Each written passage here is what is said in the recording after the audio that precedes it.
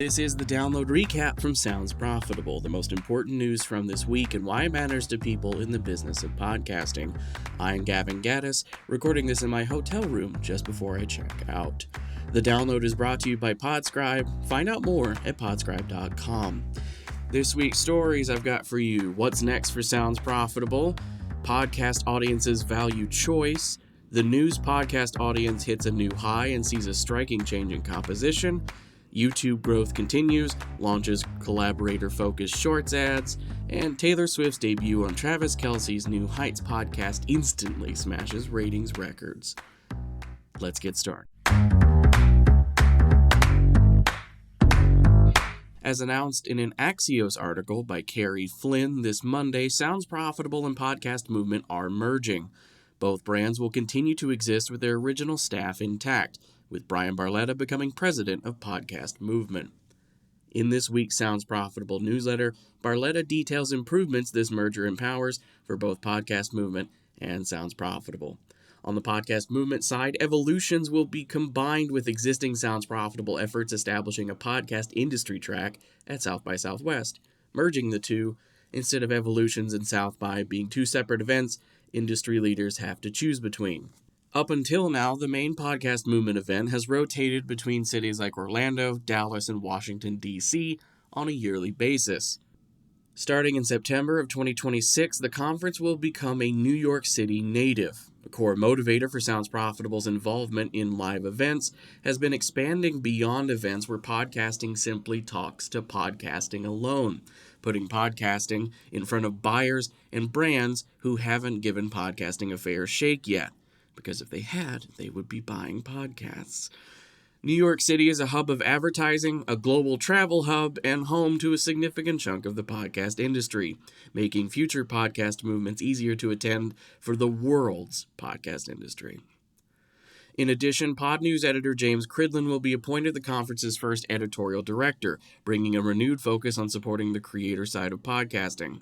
Podcast Movement has always been a business-forward event, but with an editorial director overseeing the creator track and bringing an emphasis on growth, education, and diversity of voices, the event can work to regrow creator presence that's waned since before the pandemic.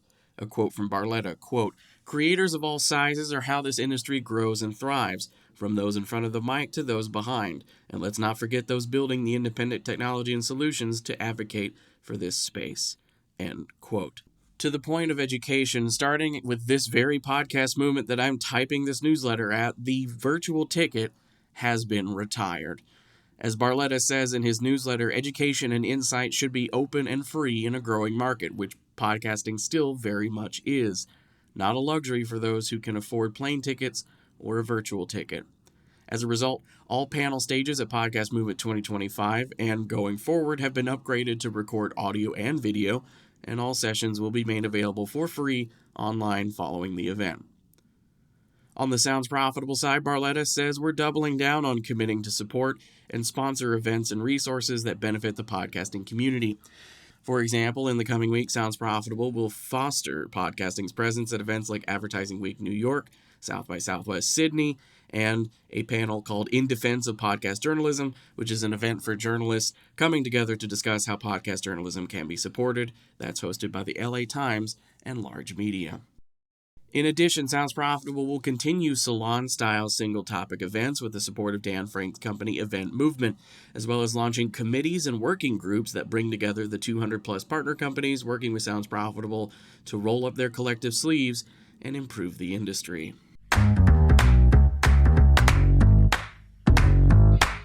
On Tuesday, during his Podcast Movement keynote speech, Tom Webster debuted some fresh data from the upcoming 2025 edition of the Podcast Landscape, a survey of U.S. residents familiar with podcasting. In the 2024 edition of the study, one slide shows responses to, "When you think of a podcast, do you expect it to be video or audio?" In 2024, 26% of respondents said audio only, 21% said it may be either, and the usually video or video only responses totaled up to 15%. In the 2025 edition of the study, audio only has dropped to 26%, may be either is now at 21%, and the usually video and video only crew make up 16%. Tom Webster's read of the audio-only percentage going down and largely being absorbed into maybe either is not a sign that audio is being devalued, but a sign that podcast audiences value choice. Even on YouTube, a bastion of video, 47% of respondents say they consume 50% or less of their podcast consumption by watching video. People listen to podcasts on YouTube a lot, something Tom attributes to YouTube having an easy-to-use app, good discoverability, and a culture of per-upload thumbnails that are better at grabbing immediate attention than generalized show art. The data that Tom previewed during this keynote will be made available along with the rest of the study during the debut webinar on September 4th at 2 p.m. Eastern Standard Time. I've got a link to register in the newsletter today. And as a reminder, as with all research presentations that sounds profitable, if you register and can't make it, you'll still be in the crowd of people who get emailed the report immediately after. Every year, Signal Hill Insights conducts a survey of 12,000 adult podcast consumers in support of Triton Digital's Podcast Metrics Demo Plus. Since the annual study kicked off in 2021, news has consistently remained the second most consumed podcast category, though in Q2 of this year, it hit a new high with 27.3% of monthly podcast consumers saying they listened to or watched a news podcast in the past month, and likely to hold higher level positions at their jobs than the average podcast consumer. They're also 22% more likely to say they remember hearing a podcast ad for a top 10 brand advertising on podcasts. Triton Digital's Demos Plus data also suggests the political makeup of incoming news podcast consumers has shifted, with more respondents identifying as Republicans this year, 42%, and a drop-off of Democrats, 27%, compared to 2024, in which 44% of news podcast audiences incoming identified as Democrats and 26% self-identified as Republican. Though this focuses specifically on newer audiences, as zooming out on those listening to news podcasts for at least 5 years shows the largest share of political affiliation still leans Democrat. A quote from Paul Riesmandel, quote, "News podcasts are not only finding themselves increasingly at the center of the national conversation, they are appealing to an inquisitive and attractive audience that's growing even faster than the podcast consumption in general. All good reasons for publishers and advertisers to keep a close eye on the category," end quote.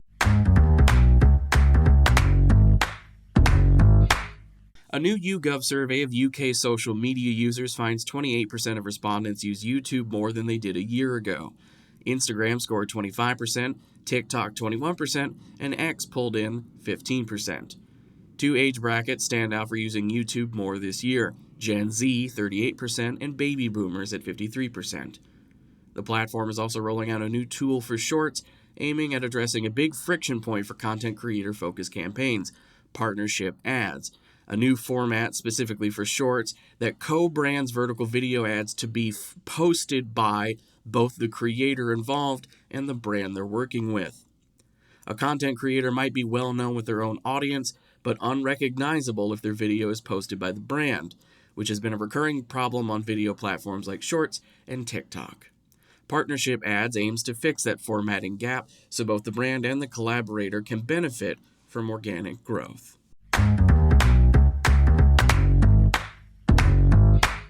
A Billboard article reporting the numbers for last week's episode of New Heights, which featured Taylor Swift casually dropping the name and album art for her upcoming 12th studio album.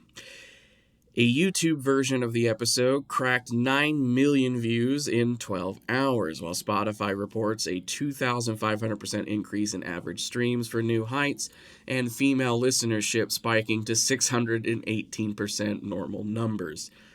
Pod News editor James Cridlin says this moment marks a missed opportunity for podcasting. And I concur. For better or worse, our industry does not have a habit of major platforms sharing public-facing engagement stats, which means whenever a Swiftie-sized moment comes along, podcasting is left out in the cold, while video platforms get the lion's share of coverage by journalists. Podcasting has statistics, plenty of them, but most of them are not public-facing in a way which stats are presented on video platforms. And if a reporter covering a hot cultural moment doesn't have a specific background in podcasting, they likely don't know who to email at what company to get those juicy numbers to flesh out a story involving podcasting. Finally, it's time for our quick hits. These are articles that didn't quite make the cut for today's episode, but are still worth including in your weekend reading. This week, SiriusXM Media has a quick survey for folks working in the podcasting industry, asking their opinion on big topics that impact podcasting. Just for clarification's sake, I've taken this survey, and I promise that it is actually a quick and easy survey that is actually quick and easy. Wondercraft has launched an AI agent dubbed Wanda, which is designed around using conversational prompts to generate audio. OSHA has dropped a new free tool called OSHA Charts, which tracks a podcast ranking on Apple and Spotify, regardless of where the show is hosted. With the launch of Frequency Premium Publisher Network, the company has also rebranded from frequencyads.com to frequency.media, reflecting the company's wider focus of tech, media, and monetization.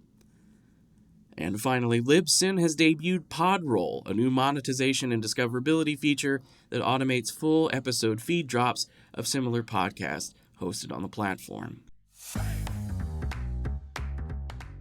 That was the download recap brought to you by Sounds Profitable and Podscribe. I know I went through today's stories fast, so be sure to check out the links to every article I talked about, which you can find right in your podcast listening app with a handy-dandy link to soundsprofitable.com, or you can go to the website yourself and click the download section.